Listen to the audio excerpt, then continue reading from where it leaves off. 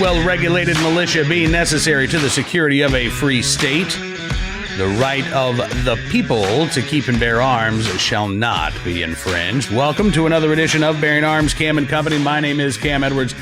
So glad that you've joined us today. And guess who else has joined us? Our friend Rick Ector from Rick's Firearm Academy of Detroit. You can find him online at Detroit CCW.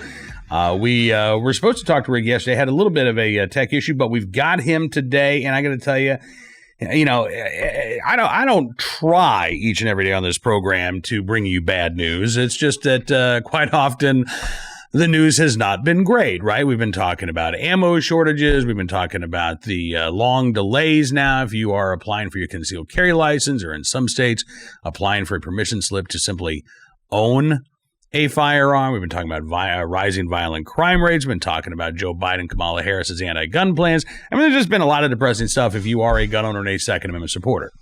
Today, we've got some good news for you, because this past weekend, Rick Ector from Rick's Firearm Academy of Detroit put on his annual gun safety training event. He's been doing this for a number of years. And each and every year, this gets bigger in the Detroit area. This is an opportunity for women in particular to go and get a basic free gun safety course, right? I mean, you're not going to walk away as an NRA certified firearms instructor or anything like that, but you are going to know the basics. You are going to be able to be safe and responsible with that firearm. And Rick joins us on the program to talk about a record-setting weekend in the Detroit area in terms of the number of women trained. Take a look and a listen. Rick, it is so good talking with you today. Thank you for coming on the program, man. Glad we're able to hook up. I am so glad to be invited and to be on the show once again, man. Always a pleasure to touch base with you and let you know what shenanigans I'm up to nowadays. I'm just so happy I get to talk about some good news for a change here on the program. And this really is great news. So every year for what? Is this the 8th year that you've done this? The ninth annual. I missed a year. All right. So the 9th annual, and normally this is done over Mother's Day. You provide a free gun safety course, basically for any woman who wants it. You've got a great team of volunteers that you have been able to work with over the years. This year, because of the coronavirus concerns, obviously y'all weren't able to do this on Memorial Day, Mother's Day, but this past weekend, you did put this event on. And Rick, I mean, tell me about it. It sounds like this was bigger and better than ever. Oh, man, it was absolutely outstanding. And you know what? There has never been so many challenges in putting together this program as we faced this year, as you alluded to earlier with the coronavirus and the lockdown, and then being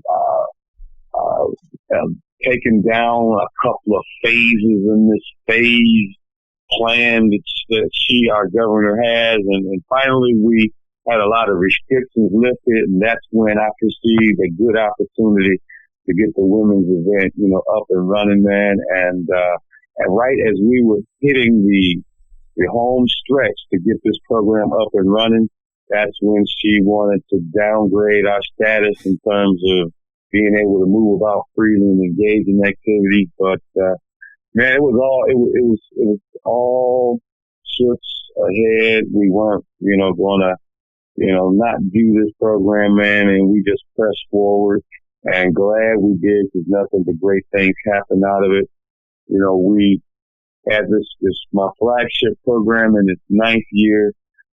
This is the best iteration of this event, man. We trained a total over a 2-day period, and we trained a ton of women. I'm talking 1,938 women were trained how to safely operate a firearm, shoot in just 2 days. First day on the 15th, which was a Saturday, 1,200, which is a single day record for me. Wow. Eclipsed only by 814 last year. And then on Sunday, we had some capacity issues at the range we were at, and we only were able to do 738 on Sunday. So, man, it was a great day. Everyone was exhausted when it was over. But, man, let me tell you, the euphoria you feel after having beaten your best record and putting it out of reach, at least for this iteration, is very exhilarating and very satisfying. I got to tell you, Rick, I'm giving you a round of applause right now. And none of this like polite little golf clap either. I mean, that is just absolutely outstanding. 1,900 women getting this gun safety class. All right, so here's the question I know that is on everybody's mind. How did you find enough ammo to put 1,900 women through a gun safety course over this past weekend? And ammo was on everybody's mind because, it's very scarce these days. So I'll tell you, the secret to this and the secret to everything, as I've learned through my walk in life and my experiences of getting things done, man, it all boils down to relationships, man. And fortunately for me, throughout this journey, man, I've developed a relationship with an ammo manufacturer. I actually know a guy who manufactures factory ammunition. He is an ammo producer, and I touched base with him earlier in the year when I thought we were going to do this event earlier. Mm-hmm. And I got a commitment from him for 10,000 rounds. And then there's a gun rights organization, Michigan Gun Owners, that buys their ammo from him, and they purchased on my behalf another 10,000 rounds. So this person who runs Phoenix Ammo, spelled Fenix, came through with 20,000 rounds. And the thing I want to really say about this guy is that when we initially were going to do it in May and we got sidelined by the governor, he actually put the ammo off to the side thinking that I might somehow pull off this event and make it happen. Oh, wow. And yes, we were able to do that, and the ammo was still there. And as I look out all over cyberspace, man, I'm seeing the capacity supply issues with ammo as well as guns is like a very serious situation right now. But for us, through this iteration of this program, it wasn't a problem. I am really, really glad to hear that. And we're looking at some pictures of the weekend as we're talking here. Tell me about some of the people who showed up. I mean, this is sort of a basic gun safety course. So I'm guessing that most of the people who were there were not all that familiar with firearms. Did you have a lot of new gun owners? Were there women who were still thinking about buying a gun if they could, find one on in a gun store somewhere? Who was it who showed up this past weekend? Obviously, they're all the women, and they run the entire spectrum age-wise. I mean, from 12 with parental consent all the way up to senior citizens, man. Our age and older. If I can rag on you for a second. I was going to say, I don't know who you're talking about. It was our stuff for senior citizens. But, man, and they come to me with a variety of experiences with firearms. Many of them were first-time, gun owners, throughout all the hype with all the things that are going on in the world today, man. They say, hey, let me buy a gun. And then there's supply issues with regards to being able to take a safety class and being able to get training. And so this was an opportunity for them to come in and learn some basic minimums about guns. And of course, I am always honored by the women who come to this program faithfully. There's a number of them that have been to every iteration of this program. There are some that come and take a few years off and then come back. But I really appreciate and love it when folks come back to the program because they tend to bring other people with them, and it's sort of a shadow marketing campaign where actually satisfied participants are bringing people along with them. And plus, I try to keep track of people who've gone through the program. At least I have their email addresses and I don't spam them. I just contact them when this event comes up, and then they really respond in droves. And to a person, I'm glad to get them all here, man. And it was great, especially with this past weekend, with the huge numbers of women that we had participate. I'm truly honored that they trust us to safely train them, man, and for them to show up. And then after the event is over, to talk about it on social media. And already I'm getting inundated with people who are inquiring as to when I'm going to do it next. But, the resources to do a program of this nature on the scale that I do it on. I just can't afford to do it regularly, you know? Yeah. Well, I mean, that's the thing. I mean, look, the demand for this, you could probably, get hundreds of people out every weekend. But as you say, this is a lot of work. You are relying on, the efforts of volunteers and of patrons like Phoenix Ammunition. So yeah, this is not something you can do every day. But the good news is that, you are an NRA certified firearms instructor. So if folks want to get their concealed carry license, they can come to you. If they want defensive pistol training, they can come to you, right? Then that's still, you're still open for business. I'm still open for business, man, and still going strong, still teaching classes. As a matter of fact, I'm doing a class for a church at a church of all places this upcoming weekend. But the whole focus of this program, as I launched it 9 years ago, was not as a business marketing function. Man. Mm-hmm. I was seriously distressed at a story I saw here locally in Detroit. Man, one of our local Fox affiliates ran a story about a woman's body that was left, and discarded as trash in an alley, on a public street, man. And I felt someone had to do something about it, so my brainchild was to come up with this program in its first iteration 9 years ago, and I was only able to train 50 women how to use the gun one afternoon. And man, I just kept growing it, and lo and behold, in year 9, over 1,900 women across 2 days.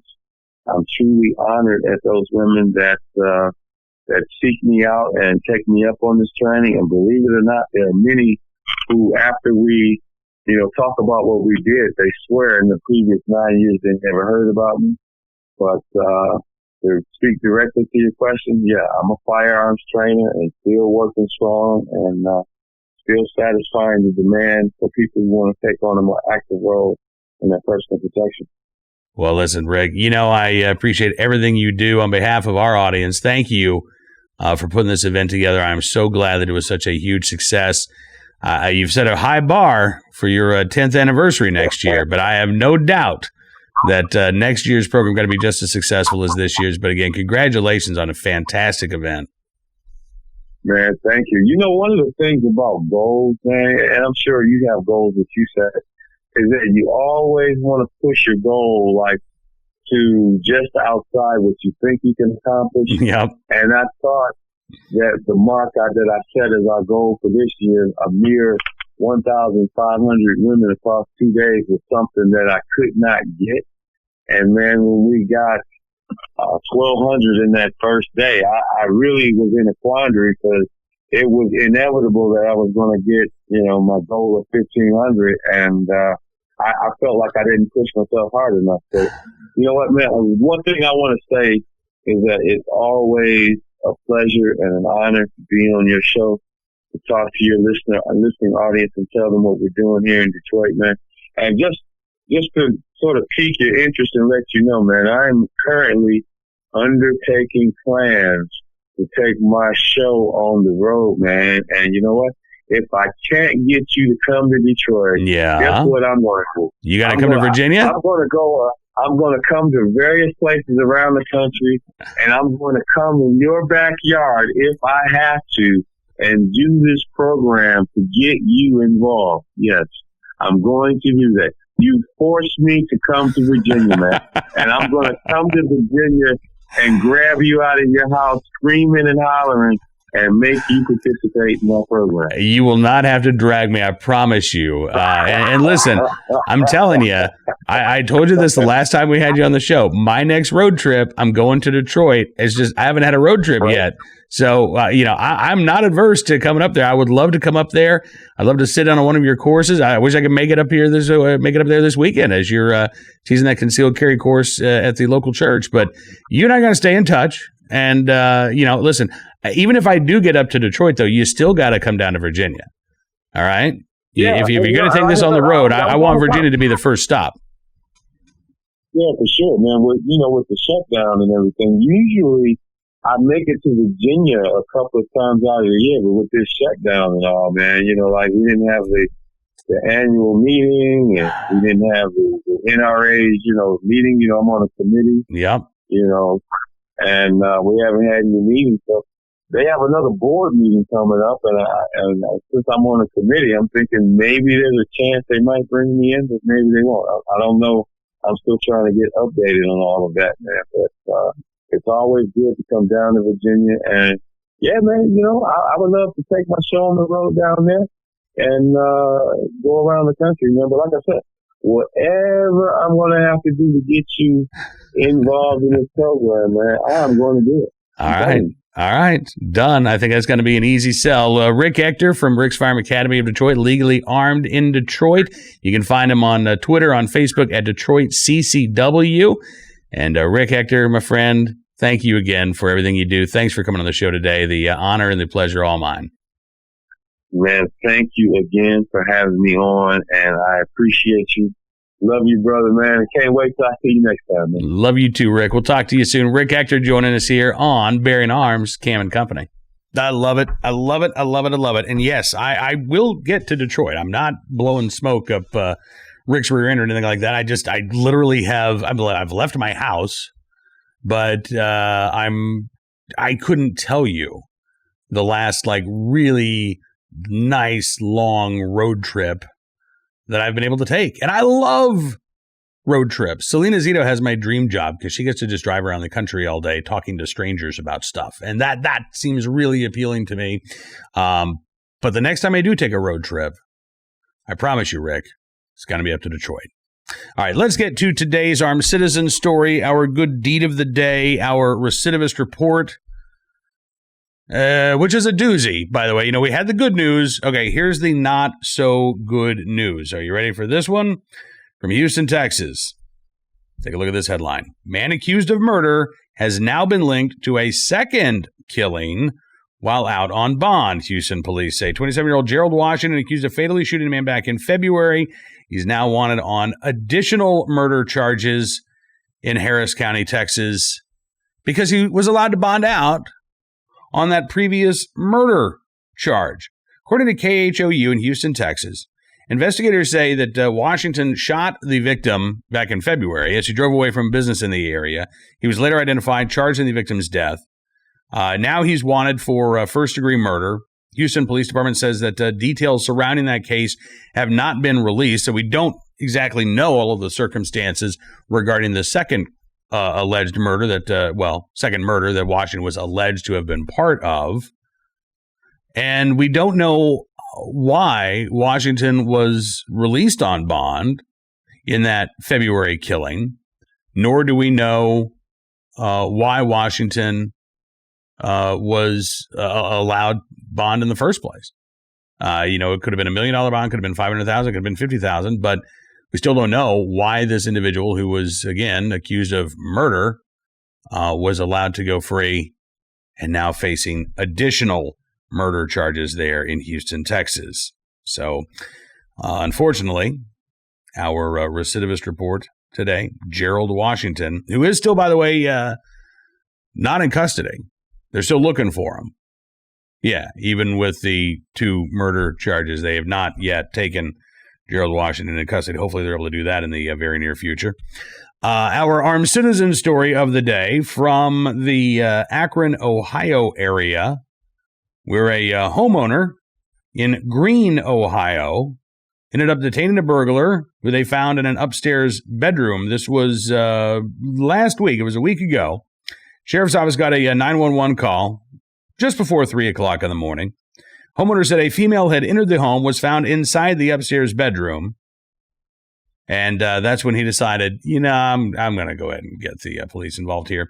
The burglar initially identified herself to authorities as a 29-year-old woman from Akron. She was detained by the homeowner at gunpoint until the sheriff's office arrived. Inspector Bill Holland with the Summit County Sheriff's Office says, unfortunately for her, she not only got arrested, but she was captured by a homeowner who was not going to be broken into that evening. It was later determined, by the way, that the burglar provided police with a false identity. So there's another criminal charge. She's actually 30-year-old Megan Ryland, according to an updated news release from the sheriff's office. She entered the home through an unlocked garage door. Don't do that. Don't leave your doors unlocked. I mean, even if you think to yourself, I live in a quiet community, nothing ever happens here. Maybe the reason why nothing ever happens there is because your neighbors keep their doors locked. Ever thought about that? Anyway, she apparently entered the home through this unlocked garage door, went through several rooms looking for items to steal, according to the sheriff's office. She was arrested, charged with burglary, second-degree felony, along with additional charges for misrepresenting herself to law enforcement. The person who she pretended to be has had all charges dropped because they weren't involved in the crime at all, and the homeowner who held Ryland at gunpoint until officers arrived, not facing any charges either. Finally today, our good deed of the day from Oregon, Newport, Oregon, where a family helped to fix a vandalized bench that served as a memorial for police officers. Police say that Longview police officer Kevin Sawyer and his family were visiting Newport on vacation, and they ran across this bench that had been vandalized with graffiti. So Kevin Sawyer and his family decided they would take a couple of hours out of their vacation and repaint this bench. They bought paint, they bought brushes, and they got to work. Jamie Sawyer said it may not be perfect, but the lessons learned and the memories made on this vacation will last a lifetime. The bench, by the way, was made by retired Newport officer Steve Ector, and he made this bench to honor the memory of Oregon State Police Senior Trooper James Hatch, who was well known there in the local area. After he retired, he was diagnosed with cancer within a few months and passed away. So this, again, was a tribute not only to all of the men and women in law enforcement, but in particular to a local state trooper there who apparently was pretty beloved in the community. According to the Newport, Oregon Police Department, they say this is not what your typical vacationing family does when they go on vacation. We are not only grateful for their actions over the weekend, we are honored and amazed. So in the right place, at the right time, willing and able to do the right thing. Officer Kevin Sawyer and his family on vacation, but not off duty. We thank you very much for your very good deed. That is going to do it for this edition of Bearing Arms Cam and Company. I want to thank you for being a part of the program as always. Don't forget, you can subscribe to Bearing Arms Cam and Company on your favorite podcast platform. If you just want the audio version, you don't want to see the beard just, kind of waving in the wind here in the studio. If you do want to, check out the beard on a daily basis, you can subscribe to Town Hall Media at YouTube. That way you get the festive visuals along with the latest Second Amendment news and information. Until we talk again, be well, be safe, be free, and we'll see you tomorrow with another edition of Bearing Arms Cam and Company.